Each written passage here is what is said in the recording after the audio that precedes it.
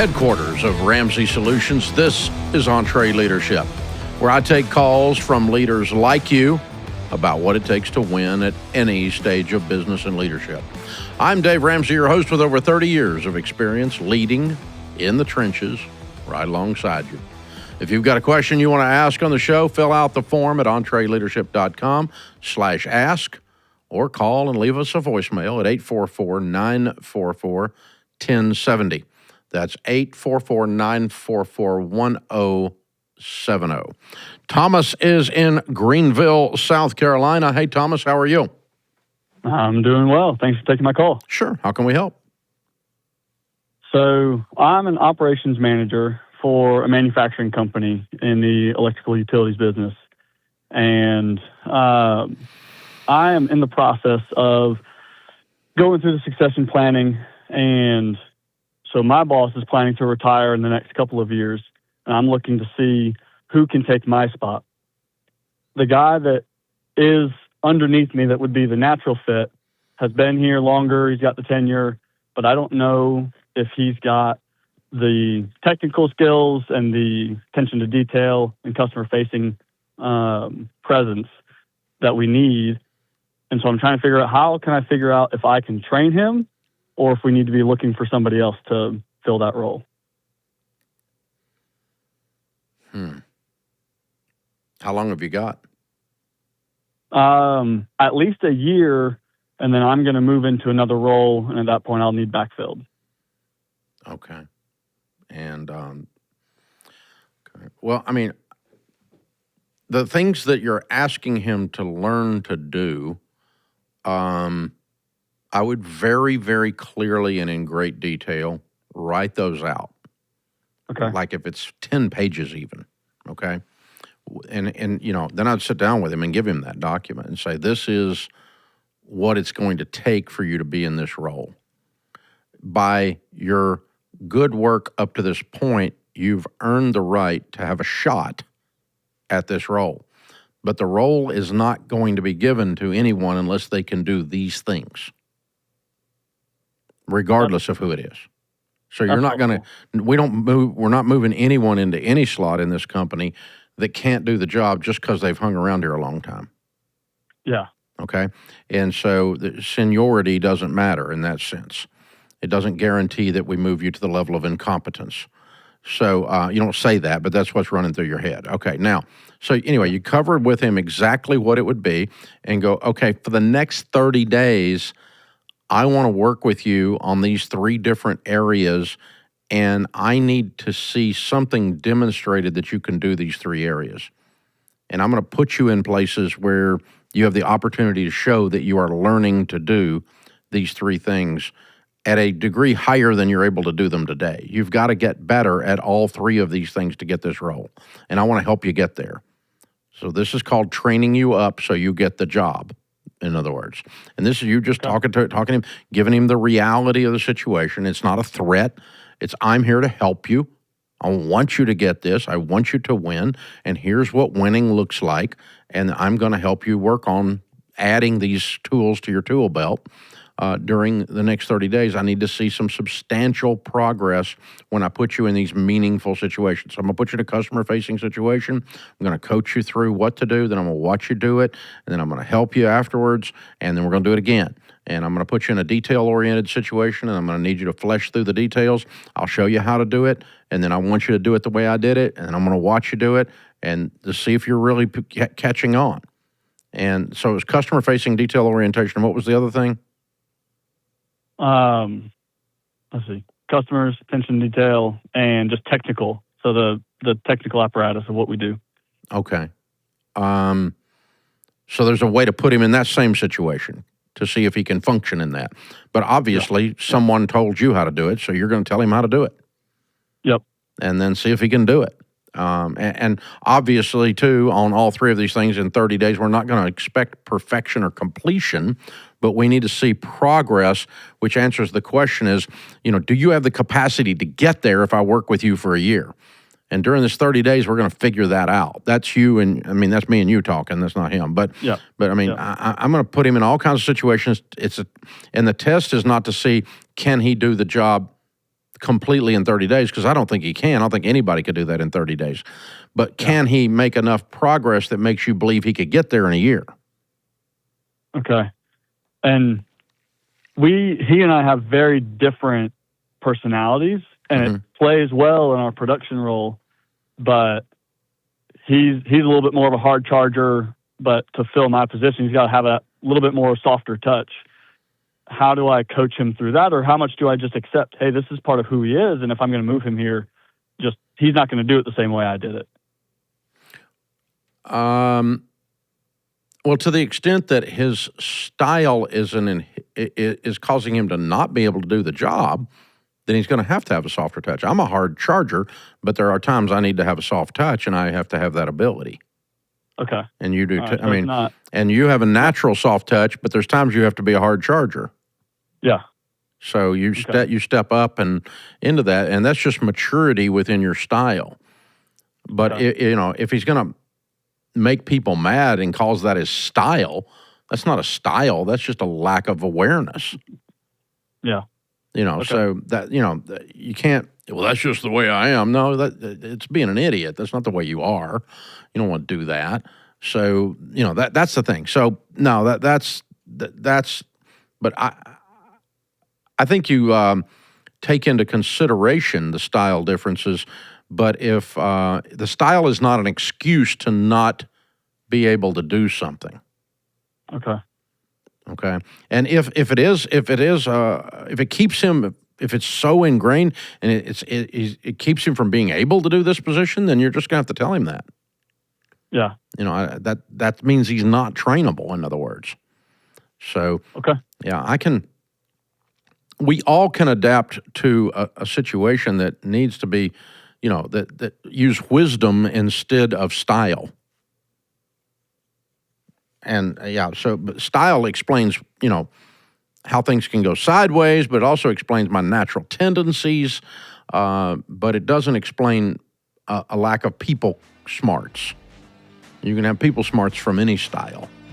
And sometimes a soft touch, sometimes a pushy touch. Both of those are appropriate at different times, and that puts you in the right place. So, yeah, that's a good question. Thomas, you got a good head on your shoulders. You've really thought this through. You're doing a great job. I got a feeling you're going to be able to train this guy. I just got a feeling this is going to work. Thanks for calling. What does the future hold for business? Ask 9 experts and you'll get 10 different answers. Economic growth or a recession? Business taxes will go up or down? AI will help us do work or replace us all. But there's no such thing as a crystal ball. That's why more than 42,000 businesses have future-proofed themselves with NetSuite by Oracle, the #1 AI cloud enterprise resource planning system. Ramsey Solutions uses NetSuite, and you should too. Whether your company is earning millions or even hundreds of millions, NetSuite helps you respond to immediate challenges and seize your biggest opportunities. With one unified business management suite, there's one source of truth for the visibility and control you need to make quick decisions. NetSuite's real-time insights and forecasting can help you see into the future with actionable data. And when you're closing the books in days, not just weeks, you spend less time looking backward and more time focusing on what's next. And speaking of what's next, download the CFO's Guide to AI and Machine Learning at netsuite.com/Ramsey. It's free at netsuite.com/Ramsey.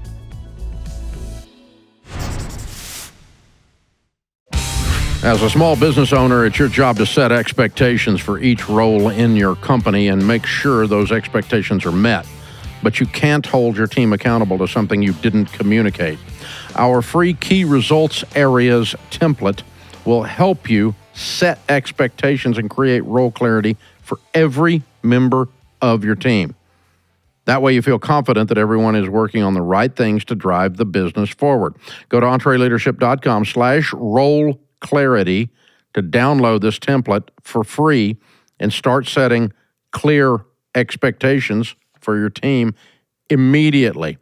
Tyler is in Jacksonville, Florida. Hey, Tyler, what's up? Hey, Dave, it's a pleasure talking to you. How are you doing? Better than I deserve. How can I help? Good deal. I own a moving company just outside of Jacksonville, Florida, and do about 1.9 million last year with 17 employees, roughly. And my question for you today is we are having a rather profitable year this year compared to last year, about a roughly 12 to 15% difference net profit and increase, of course. And that being said, I'm trying to figure out some different avenues that might be that I might should consider to decrease my tax liability, or should I just bite the bullet and pay the tax bill? It's a problem with making more money. You know, you got a tax problem now, so because you got an income, because your income's awesome. Okay, rule number one is don't buy stupid stuff you don't need just to save on taxes, because if you get a $10,000 write-off or $100,000 write-off on something that you didn't need, your only tax benefit, it only saves you about $30,000 in taxes. And so, you know, a tax write-off is a dollar trade for 30 cents. So you don't buy stuff that you don't need, okay, just to write it off. And you don't do things with money that you shouldn't be doing just to get a write-off. So if tax is your only motivator, you'll usually make a dumb decision. I've tried that myself a time or two. So the second thing then is get with your tax professional and have them walk you through what you're able to do with depreciation under the big beautiful bill this year. In 25, not in 24, but in 25, you're going to be able to write off a bunch of stuff in a single year that you used to have to depreciate. And so if you need some equipment, you know, and you've got the cash for the equipment and the equipment is going to ROI, well, you'll be able to get a huge write-off for it in this calendar year. Now, again, you won't see the benefit of it tax-wise until you file after the first of the year, but that's the thing. So anyway, get with your tax accountant and figure that out. Is there any actual, I mean, you're in the moving business, so trucks come to mind, or forklifts come to mind, or whatever, I don't know, whatever other pieces of equipment you use. Is there anything that since you're sitting on some cash from some extra profits, it's been a banner year, do we need to move on up in equipment to increase our profits even more next year? Well, that's the dilemma that I'm in, is because this year the goal was to stack cash. Last year we found ourselves in a little bit of a cash pinch to where we had pretty much a 2-week runway. Mm-hmm. And so this year we're much better off and in a much better position cash-wise. But how much cash are you sitting on? About 150 right now. Okay. The goal is about 350 which would be 3 months of expenses. Okay, cool. All right. Well, then we're just building the emergency fund and your retained earnings, and you're just going to pay taxes on it. Okay. There's not a mystical thing that this idea that rich people don't pay taxes is a freaking joke. Rich people pay a lot of taxes. Right.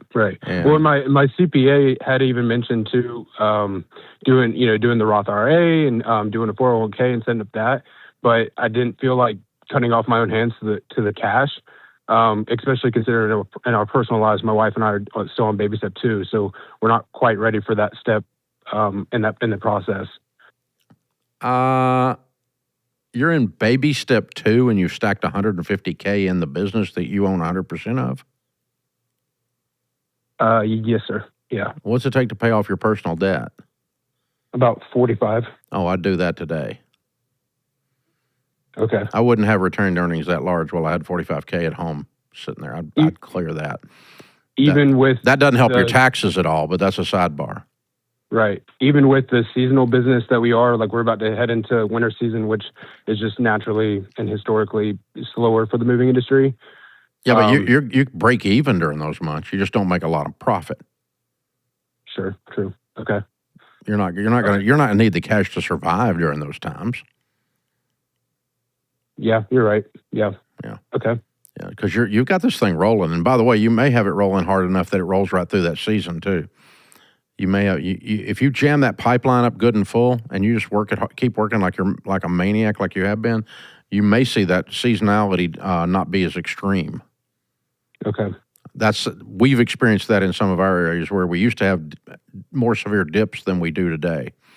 And the seasonality didn't really change. We just built up such a wave of business that it runs all the way through there, and we hardly realized that we went through a season change.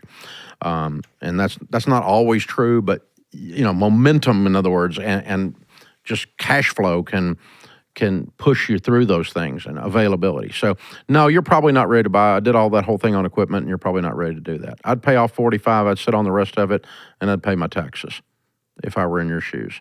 And that's the problem with a sub-S or an LLC or a sole proprietorship. Any money we try to keep in the business, we have to pay taxes on because it's profit. And so when Washington says we love small businesses, we want to help small businesses, they lie, because that's an unfair tax code, that I hold money in my retained earnings in my business. I didn't take it home. I didn't spend it. I didn't do anything. It's sitting here for survival purposes and for prospering purposes, but I have to pay tax on it for it to sit there. And so, anyway, that's what you're looking at. I would just pay my taxes in this, and I'd pay off the $45,000 today. I made your wife happy today. That's pretty cool. She's going, woohoo! My husband just bonused himself $45K, and we're out of debt. Woohoo! We're debt free. Woohoo! Derek in Texas says, Dave, one thing I didn't expect when I started my business was how lonely leadership can feel. The weight of decisions, the pressure to protect the culture, and the lack of peers who really understand, it can get heavy. How did you stay grounded and connected when you were building Ramsey Solutions in the early days? And what advice would you give to leaders who feel like they're carrying it all alone? Well, Derek, the reason you feel like you're carrying it all alone is because you're carrying it all alone. That's why it feels that way. And it is heavy, and it is lonely. And it is one of the prices of choosing to serve by being a leader, by owning and running something and serving others. It goes with the territory. How did I deal with it in the early days? Well, today the way I deal with it is I have a wonderful team around me here. And so it's not lonely because my leadership team is very mature, very sophisticated, very smart, and we're all there for each other inside the building. What I did in the early days was I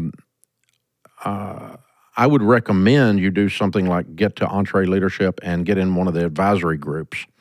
The advisory groups it's a group coaching thing, and we put you in with companies your size in industries like yours. And so there's 8 or 10 leaders in the group together, and they're sharing problems, emotions, ideas, milestones, celebrations.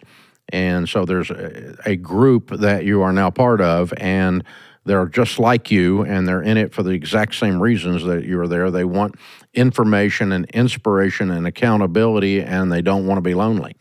And so the advisory groups would be my first choice for you. The thing I did not have a thing like an advisory group available to me. At least if I did, I didn't know about it. What I did is I just got on the email, and I emailed some business leaders and ministry leaders in the area and asked if they wanted to do a weekly Bible study together. And it's not something I'm teaching. It's something we together are doing, because these were all guys that were doing as much business as I was doing or more. I was doing 50 million or something, and I wanted somebody in the room that was doing 100 or 200 million, because they think different. And I wanted that. I wanted to be around people, because you become who you hang around with, right? And so we called it the Eagles Group, and we met every Wednesday morning for 14 years, all the way through my 30s up into my 40s. And discussed a lot of business things in there, but a lot of life things, a lot of spiritual discussion about our faith. Obviously, it started as a Bible study, and we had a lot of discussions about relationships, marriage, family, kids. We went through a lot of stuff in 14 years together, and it was a great group of men. And a couple of them have passed away since then, and one while we were in the group, and we've lost at least one more, maybe more, from the old days. But that group disbanded after 14 years. It had run its course, and I put together another group of guys, much less serious, just a bunch of goof-offs. But at least I'm hanging out with somebody. They're good men. They're men that read. We have great discussions on books. That group has been together almost 14 years now. So I think it's important to force yourself into groups of people that are at or beyond where you are. And that way, because, I mean, I'm in plenty of situations where I'm in a group and I'm the teacher, and I'm trying to help people get to where we are. That's different. But you're talking about something where you are fed as a leader and your loneliness is solved because you've got a place to offload some of the bull crap that we all go through when we're choosing to run a business like this. So that's where it goes from that. So, hey, that's a cool question, and it's a very vulnerable and accurate question. I'm glad you're asking it. Again, my first choice for you would be join an advisory group in EntreLeadership, not just because it's something we sell, but because it does actually answer the need that you have. Guys, if you'll help us out, we would appreciate it by following the show. Click the follow button, click the share button, the subscribe button, share the show, tell people about the show. Hang out with us, guys. Let people know we're here. You're our only marketing, so we have no chance if you don't help us. We're going to go down in flames. No, I'm kidding. But, I mean, any growth that we have, and we've had a bunch of it, is due to you folks helping us out and leaving the 5-star review, clicking the share button, cutting the link and sending it to somebody. Say, hey, listen to this crazy guy on business. He's actually helping me out. We appreciate it when you do that. Thank you. John's in Sacramento, California. Hey, John, what's up? Life is good, Dave. How are you doing? Better than I deserve. How can I help? So I am the owner-operator of a consulting firm. We have 9 full-time employees. We bring in about $3.8 million a year. We have 0 debt and a year's worth of operating expenses in the bank. Wow. My question today is, would it be beneficial to start paying our consultants as a percentage of profits, or continue moving on paying them just a nice salary, which we have done forever? If so, kind of what's the structure of that profit sharing plan? Well, the good news is you've done so well that you can afford to try something different without doing huge damage. Congratulations. Your financials are amazing.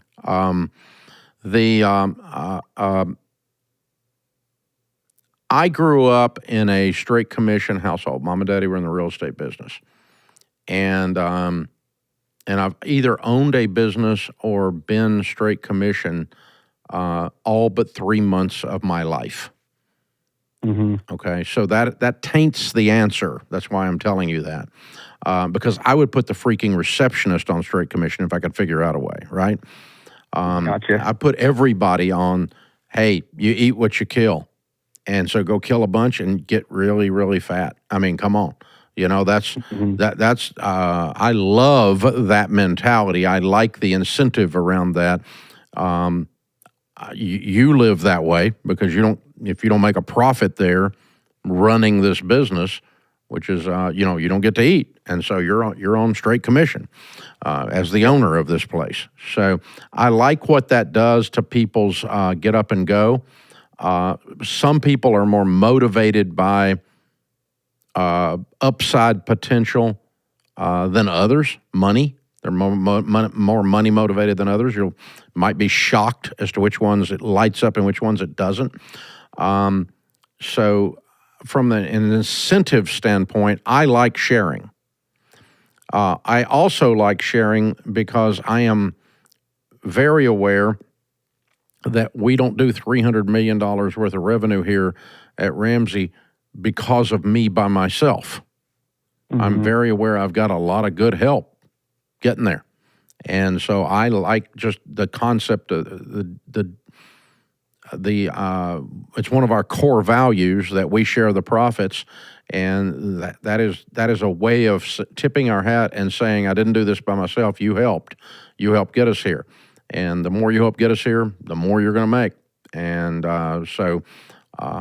but I'm not sharing it because someone is entitled to it. It's my money, but I'm sharing it because A, I believe in incentives, and B, I believe in recognizing that the people that cause this place to run are as responsible for the profits as I am. And so you didn't do it by yourself, kind of thing. And it takes so those are my reasons for doing it. And then you ask about structure and so forth. The good news about structure is you can just make it up. I recommend keeping the formula private because I'm going to change it. Because it's probably not going to work the first time you do it. And that's something I kind of struggle with, because to me it seems like they should know their percentage going into the year somewhat. Nope. Rather than okay. No. Because I'm going to change the percentage, and I'm just going to tell them that I'm going to start allocating a percentage of our profits to share with you all. But I'm not going to tell you what the percentage is because I'm probably going to change it. I may make it more percentage, I may make it less percentage, depending on how all this works. I want it to be noticeable and significant enough that it motivates you to help me make more profit. So it's not going to be $5. And if it ends up being $5, I got the wrong percentage, I need to change the percentage. And this is new to me, so I'm trying it new. So I'm going to monkey with this as we go along to your benefit. Because if it's too big, I'll quit doing it. You don't want me to do that. And if it's too small, you won't notice it, and I'll quit doing it. So you don't want me to do that. So I've got to put some numbers in here, and I've got to play with this. So I would leave everyone's pay exactly as it is and just put this as extra gravy on the biscuit. I wouldn't cut their pay. I wouldn't restructure their comp. Gotcha. This is just extra money. This is just you, out of the goodness of your heart, sharing part of your company with them, with the team. Yeah. I'm hoping it kind of makes them start thinking like an owner somewhat. Thinking about efficiency, how to grow. Where can we get better? Here's what we did to do that. We put ours monthly, and we pay it out on the 15th of the month following. And so if you're looking at whatever month, we'll make up a month, August, okay? If we did really well in August, the payout will be September 15th. So we get to close the books on August. We know exactly what happened in August. The accounts receivables are in or they're not in. The accounts payables are all paid, so there's no mystery about it and in terms of me and the CFO looking at it. And then we look at it and we say, okay, based on this, here's what our profit sharing formula tells us we're going to pay out to the team. And it's this percentage of profits, and then you come up with a formula on how you're going to pay it to the team. I'll come to that in a minute. Then we started doing it monthly, and then we also started doing what you were talking about wisely a moment ago. At the staff meeting right before payroll, we have a company-wide staff meeting every Monday, and right before the 15th payroll, our CFO gets on stage and puts up a little chart that says, okay, profits are up 4% over last month. Profits are down for the year over last year. Profits are, and we give them some measure. We don't tell them a dollar amount, but we just go, okay, they're up 4%, they're down 4%. And we also have added 2 team members to the profit sharing that were not in it. So that dilutes it. So you got an arrow up, but you got an arrow down because they diluted it. Because we had more people in the thing, because we've hired more people, and they started qualifying. I think we have to wait a year 90 days before they get in, something like that here. I forget how we're doing it. 90 days now. Okay, it used to be a year. Now we've backed it down to 90 days. That's one of the things we changed. So anyway, we explained to them all of that, and then we go, okay, so really the essence of this is that this department had a good month, and this department had a good month, and this department had a good month. And some of the departments that have done really well, they appreciate those on-stage shout-outs, that they're the reason we got these profits this month. And so everybody gets to clap on that. And then he closes it every month that says, profits happen when revenues go, and the whole team says, up. And when expenses go, and the whole team says, down. That's your reminder that all of you in this room, boys and girls, are self-employed ultimately. And if you'll help us get revenues up and profits down, these checks are bigger. It's a simple formula. And we announce that every single month. If you've been here 15 years, you have heard that 52 times a year for 15 years. No, I'm sorry, 12 times, once a month, 12 times a year for 15 years. You've heard it over and over and over. So it's drilled into your head that profits don't just magically appear from some corporate fairy dust. Profits happen when you people in this room drive revenues up and you people in this room do efficiencies and drive revenues down, expenses down. So you're telling them directionally, but you're not really giving them any formulation, any real specifics. No, because I'm not trying to get them to know what the profits of the company are. Those are not disclosed here. Okay. Yep. We disclose our revenues, our top line revenues, but we do not disclose our profits to anyone except our top leadership team and obviously our financial team. Got it. But Got it. Because here's the thing. People can't, they can't get their head around the number that size and how it relates to them. Too many of them, they struggle with the emotional maturity part of that. So there's just no point in, that's not the purpose of this. The purpose of this is not to create a math riddle for the team. The purpose of this is to say, if we all work together, we make more money, I'm going to share some of it, you're going to benefit, not just your pay, but you're also going to get this over here. So we're a small company, we don't have stock options, we're not publicly traded, and so this is your version of that. You get some of the money that's mine. If we all work together and we make more money. And so everybody gets real happy because some of those checks get substantial. Now, one last thing, how did we derive the formula? We've been through several versions and you can do whatever you want. The beautiful thing about this whole conversation, John, is you can make it up and then you get to change it because nobody knows the formula. So ours, when we first put it together, I resisted paying out based on how long someone had been here, because I don't like seniority, that if you just hang around and breathe air, that makes you more money, okay? But then over a period of time, I came to realize that we are so tough on accountability for performance here that you don't get to stay here 10 years unless you're killing it. And you're growing and you're getting better, you know? You're getting better at your craft all the time, and we don't keep you. And so we don't have any people sitting around going, well, I'm entitled just because I've been here 10 years. None of our 10-year or 20-year people think that way.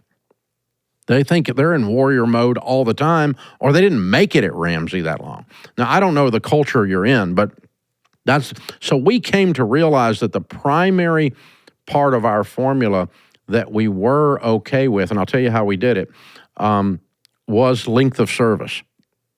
So someone that's been here 10 years, their profit sharing check, if they're in the exact same job as someone sitting next to them that's been here 1 year, their profit sharing check's substantially different. Got it. Because they've been here. That makes sense. I mean, we're working our butt off. So we're very similar. You're not around unless you're a superstar. Exactly. So now how we did that was we pulled names of people who were going to qualify for the plan.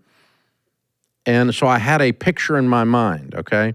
And I pulled a name up of somebody that had been here 10 years, and I pulled a name up of somebody been here 1 year, and we ran the math formula through that, the percentage of profits of the company, and then we applied it to how they were going to be distributed among the different times they've been here. And when we looked at it, the gut check, it felt wrong. Like the 1 year person was getting almost as much as the 10-year person, and that felt wrong to us. And so we changed the math. And then we ran the formula again. And then the 10-year person's getting a bigger check than the 1 year, enough that you can feel it and see it, and you go, that rewards someone sticking around here that's doing great work and is a champion, like you said. So we ran the numbers and said, how does that feel? With some sample cases, somebody 1 year, somebody 10 years, somebody made a lot of money, somebody didn't make a lot of money. And we ran, whatever formula you're going to use for distribution of the profits, we do not distribute them evenly. It's not simply divided by the number of people in the thing, okay? It is changed by the amount of time. And the primary factor mathematically today is how long they've been here, because that's the one we got that person's picture. We put it on the screen and we're like, that's what they get paid. And this other person's picture is what they're going to get paid out of this chunk of money. And does that feel right? And 2 or 3 of us are sitting in there, leaders, and we went, yeah, finally, that feels right. Okay, now we got a math formula. But then if it quits feeling right at some point, we change the formula again, right? Because nobody knows the formula, so nobody's going to get pissed off, or we didn't break a promise. You promised us 12% of the profits, and now you're only giving us 11.4, and nobody knows that number, so they can't get all huffy about it. It's just simply me sharing. And so that's a lot on that, but it's a question we get a lot in EntreLeadership. And so in the small groups and in the Q&A time, so that's why I kind of went off on it. Maybe gave you more than you wanted, but I was also thinking about the other folks listening. A lot of people want to do this. So, and I love your question, especially in context of how well you have done financially. I'm so proud of you. Very cool. You absolutely have killed it, man. Absolutely incredible. Very well done. Folks, remember, better a wary warrior than a quivering critic. This world needs more high-quality leaders. So take courage and lead. I'm Dave Ramsey, your host.